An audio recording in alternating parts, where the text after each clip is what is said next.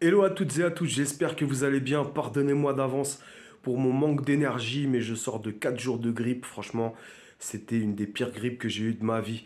Je vous cache pas, je la souhaite à personne, même pas à mes pires ennemis, clairement. Donc j'essaye d'avoir de l'énergie et comme je suis quelqu'un de super actif de base, bah voilà, je voulais faire une vidéo, donc je me suis levé, je me suis forcé en fait, parce que bah, c'était tout bonnement pas possible. Et je voulais clôturer cette année 2025 avec une vidéo idée lecture politique cette fois-ci est clairement assumée, je vous le dis clairement. Donc voilà, cette idée lecture est consacrée aujourd'hui, 31 décembre 2025, à Lettre à Adama de Assa Traoré. Assa Traoré, dans un premier temps, c'est une personne que j'admire énormément pour son courage face aux institutions, face à la justice, son courage face aux critiques, face aux détracteurs, aux détractrices, face aux insultes. Bref, vous avez vu ce qui s'est passé avec Rokhaya Diallo il n'y a pas longtemps et le magazine Charlie Hebdo. Et ben là, on est clairement là-dedans. Assa Traoré, elle se mange des murs d'insultes, de, de, de remarques racistes, de tout un racisme systémique, colonialiste de la France, voilà, de ce qu'est la lie de la France. Et moi, personnellement, bah, je la salue pour son courage. Voilà, donc tout le monde ne sera pas d'accord avec moi, tout le monde ne sera pas d'accord avec cette vidéo, tout le monde ne sera pas d'accord avec mes propos, mais c'est assumé, je vous le dis clairement. Et j'ai pas de fièvre, je vous le dis clairement aussi.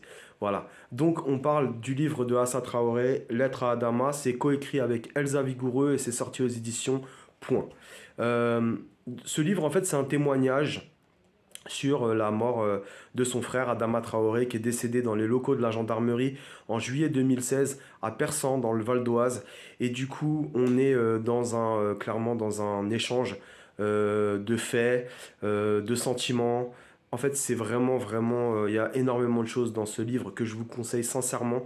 C'est vraiment un livre à lire euh, bah, quand vous souhaitez lutter contre les violences policières qui existent. On va pas se le cacher, oui, ça existe. Il y a des violences policières en France. Il faut arrêter de se mentir.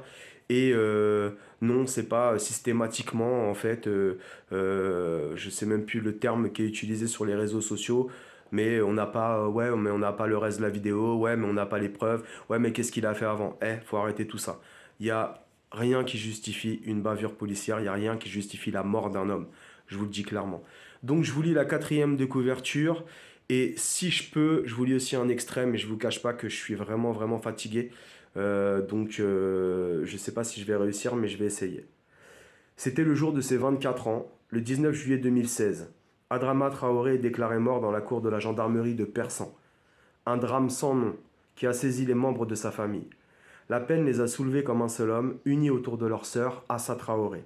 De l'horreur est née la révolte. Les Traoré ont changé leur douleur en combat, et Assa s'y érige en infatigable guerrière.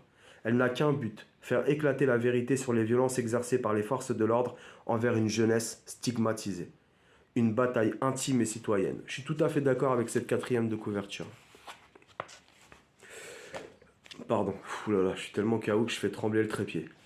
Je fais de belles rencontres dans la bataille que nous menons pour toi. Je suis invité à l'émission Le Grand Débat sur l'antenne de la radio Africa numéro 1 où j'évoquerai les zones d'ombre autour de ta mort. Il y a là un immense type barbu que j'ai déjà entrevu lors de nos rassemblements. Almami Kanouté, 35 ans, cofondateur du mouvement politique Émergence, a une voix profonde et grave. Des mots qui tombent comme des coups de marteau au milieu du silence qui entoure les morts liés à l'intervention des forces de l'ordre. J'entends son nom depuis la première marche à Beaumont. Je suis contente de découvrir qui se cache derrière cette notoriété. Fait rare dans les quartiers populaires où manquent les personnalités fédératrices capables de rendre enfin à ceux qui l'ont perdu la conviction que toutes les paroles sont légitimes. Le sentiment d'abandon social a peu à peu conduit les gens à ne penser que l'urgence, un quotidien organisé autour de la survie. Comme si tous, citoyens de seconde zone, avaient intégré que le dépassement de leurs conditions est vain. D'emblée, Almami Kanouté dit que tu n'es pas la première victime des forces de l'ordre dans ce pays. Il ne s'étonne plus de la récurrence des interventions violentes, puisqu'elles restent massivement impunies. Il interpelle nos responsables politiques, nos cols blancs qui continuent de faire la sourde oreille lorsque certains d'entre nous perdent la vie entre les mains de la police. Il demande pourquoi, dans un état de droit comme la France, ces drames génèrent toujours les mêmes schémas, les mêmes vices, les mêmes versions officielles tronquées qui consistent à diaboliser, criminaliser la victime. Almami dit ressentir un fort sentiment de rage, de colère. Il assure que la situation à Beaumont, juste après ton décès, ne l'a pas surpris. Quand ça sent le gaz depuis des années, qu'on fait mine de l'ignorer, une étincelle suffit, tout s'embrase. Franchement, je vous le conseille, j'en ai des frissons quand je le lis. Je vous le conseille, n'hésitez pas à aller la suivre sur les réseaux sociaux, acheter son livre, c'est important si vous souhaitez découvrir en fait le récit de la mort de son frère, mais aussi un peu plus d'intimité, voilà, la connaître un peu plus. Et puis, paix à toutes les victimes de bavure, paix à leur âme. Vraiment, on termine cette année 2025 en pensant à eux. Voilà. Et puis, force à tous ceux qui luttent contre les violences policières. Voilà, parce qu'il faut que ça s'arrête. Donc voilà, une pensée aussi à Salah Zaouia. Je sais que cette personne voilà, est respectable et combat depuis des années aussi pour la mémoire de son fils. À bientôt. Prenez soin de vous et rendez-vous en 2026.